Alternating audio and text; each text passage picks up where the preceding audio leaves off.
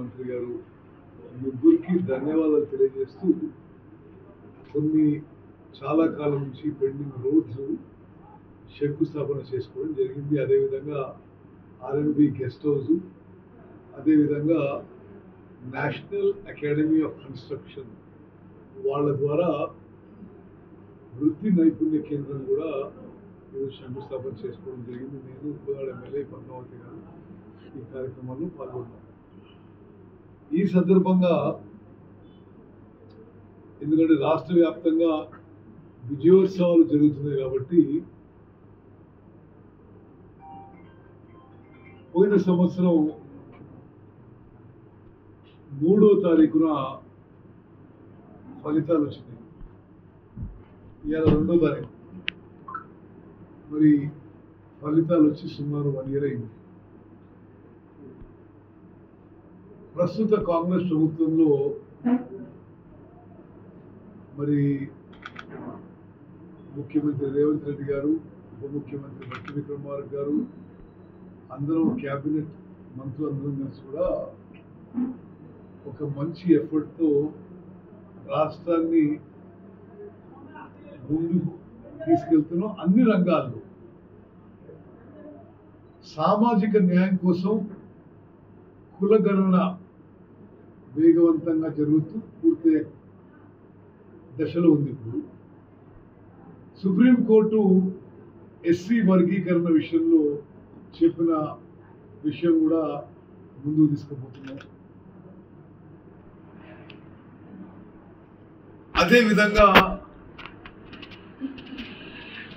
అన్ని కులాలు, వర్గాలు, అన్ని సామాజిక వర్గాలు అందరికీ న్యాయం చేసే విధంగా ఇంక్లూజివ్ గ్రోత్ ఉండాలి అనేది మా ప్రభుత్వం ముందుకు పోతుంది.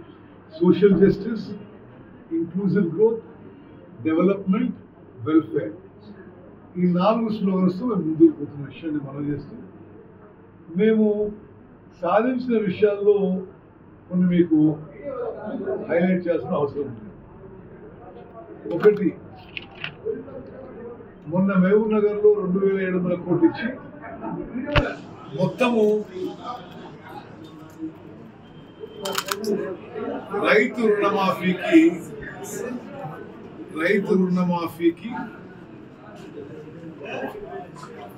22,000 కోట్లు ఇవ్వడం జరిగింది. అంటే ప్రభుత్వం వచ్చిన 10-11 నెలల్లో 22,000 కోట్లు ఇవ్వడం జరిగింది. ఇది స్వతంత్ర భారతదేశంలో ఏ రాష్ట్రంలో ఈ స్థాయిలో లోన్ వివరణ జరగలేదు.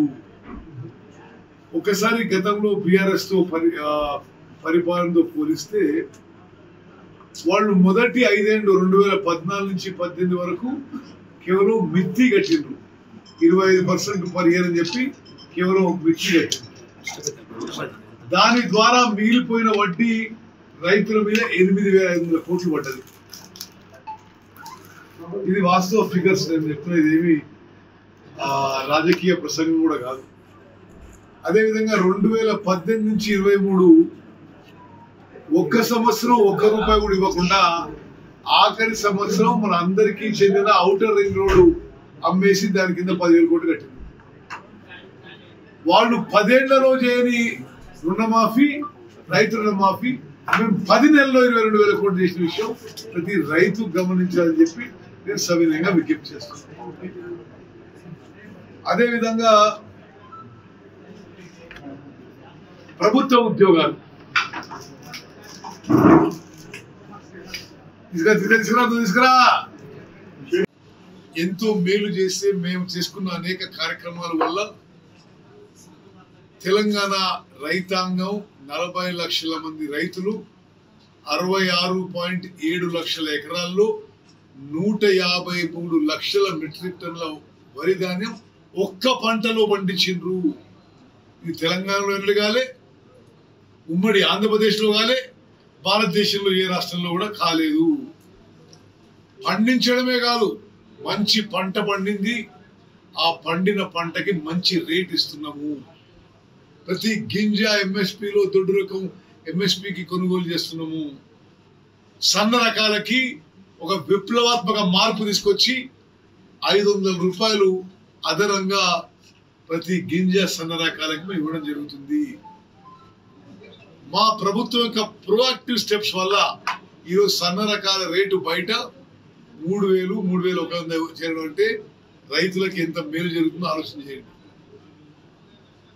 కేవలం ఈ వానాకాలం పంట వల్ల తెలంగాణ రైతాంగానికి ఈ వరి పంట వల్ల 35 నుంచి 40 వేల కోట్ల ఆదాయం మరి సమకూర్చబడిందంటే ఎంత అద్భుతంగా మా ప్రభుత్వం, ఎంత రైతు పక్షపాతంగా మేము ముందుకు పోతున్నామో చాలా స్పష్టంగా అర్థమవుతుంది. అదేవిధంగా ఈ చెరువులు, కుంటలు ఇవన్నీ వాటర్ బాడీస్ ఆక్రమణ పూర్తిగా ఆగిపోయింది. ఇది నిస్సందేహం. 50 ఏళ్ల తర్వాత మూసీ నది పొల్యూషన్ ద్వారా మరి అనేక కారణాల వల్ల మూసీ నది కాలుష్యమయమైపోయి కుంగిపోతున్న సమయంలో మూసీ రీజనరేషన్ ప్రాజెక్ట్ చేపట్టడం కూడా అభినందనీయం అని చెప్పి నేను మనవి చేస్తున్నాను. మహిళలకి సుమారు నెలకి 10,000 రూపాయలు మిగులుతున్నది. ఎట్లా అంటారు మీరు? ఆర్టీసీలో ఉచితంగా ప్రయాణం, అదేవిధంగా గ్యాస్ సిలిండర్ 500 రూపాయలకి, అదేవిధంగా 200 యూనిట్కి తక్కువైతే విద్యుత్ ఛార్జీలు లేవు.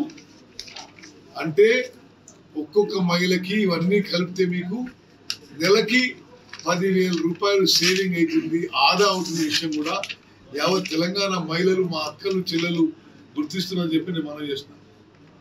అదేవిధంగా హైదరాబాద్ నగరాన్ని కాలుష్యం నుంచి కాపాడడానికి పెట్రోల్, డీజిల్ బస్సులు మార్చి 3,000 ఎలక్ట్రిక్ బస్సులు తీసుకురావడం జరుగుతుంది. ప్రపంచంలోనే అతిపెద్ద మహాత్మా గాంధీ విగ్రహం బాపు గారి దగ్గర ఏర్పాటు చేసి 200 ఎకరాల్లో ఒక గాంధీయన్ సెంటర్ ఏర్పాటు చేయడం కూడా ఇది ఎంతో అభినందనీయ విషయం అని చెప్పి మనం చేస్తున్నాం. గోదావరి నుంచి మరిన్ని వసతులు క్రియేట్ చేస్తున్నాం హైదరాబాద్కి మంచినీళ్ళు తీసుకురావడానికి. అదేవిధంగా